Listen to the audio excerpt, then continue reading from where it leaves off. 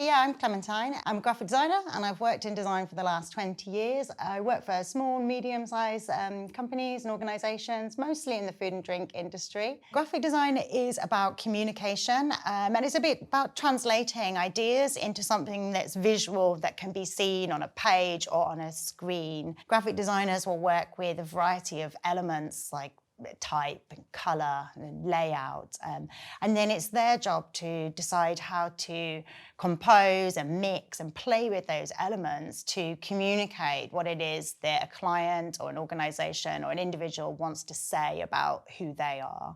I think everybody needs to think about their visual identity, their visual brand, their logo, for lots of reasons. Your logo is perhaps one of the most sort of visually kind of immediate aspects of your brand, something that people can connect to emotionally. A well done visual identity and a well done logo really should add a lot of value to an organisation. So the process of creating a logo, now that's going to start with, it starts with a dialogue. It starts with concepts and ideas, but primarily it starts with a dialogue between the designer and the client. It's that dialogue and it's that discussion at the beginning that should be informing and underpinning all of the work. And often that's the most time-consuming part of the process. As graphic designers, it's our job to interpret who you are or what an organisation is, interpret that information and translate that into something visual. If you don't have any information to interpret, you're creating something that's, kind of, I don't want to say completely meaningless, but potentially has very little sort of meaning to underpin it.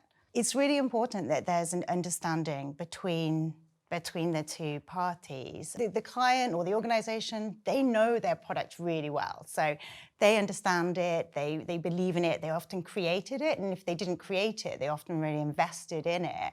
And I think it's really important for designers to acknowledge that and to get on board with that and not be kind of, be really sort of understanding of their client's knowledge. So you always hear about graphic designers now. I've worked on projects where clients come to you and said, this is my logo, I've designed it already. What I want from you is to kind of turn that into something digital.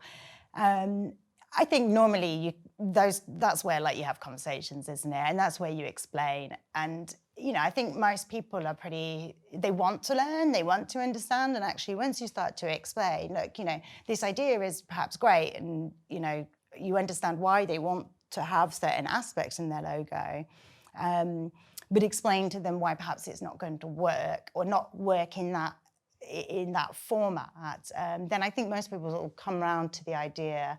A client will often want a very literal illustration of what they do. We are whatever it might be, a TV production studio or a yoga studio or a bar. So we want a logo that tells exactly what we do. And that can be quite an interesting conversation, kind of, well, why do you need to show or illustrate all of your services within your logo? And trying to kind of get a client to understand that it doesn't have to do that. It can be more stripped back. The logo doesn't have to tell the whole story. And perhaps part of the process that clients don't necessarily understand, and they don't need to understand, but it's kind of that functionality of something like a logo. A lot of us have access to tools now that can enable us to make things look quite good. You can make them look pretty good in Word, But it's how do you make that actually function as a logo? And that can, that's part of the process I really enjoy. And again, it's kind of educating the client to the value that it can add. That logo needs to work across. It could be embroidered on a sweater, or it might be needed to scale up to go really big or scale down to be really small.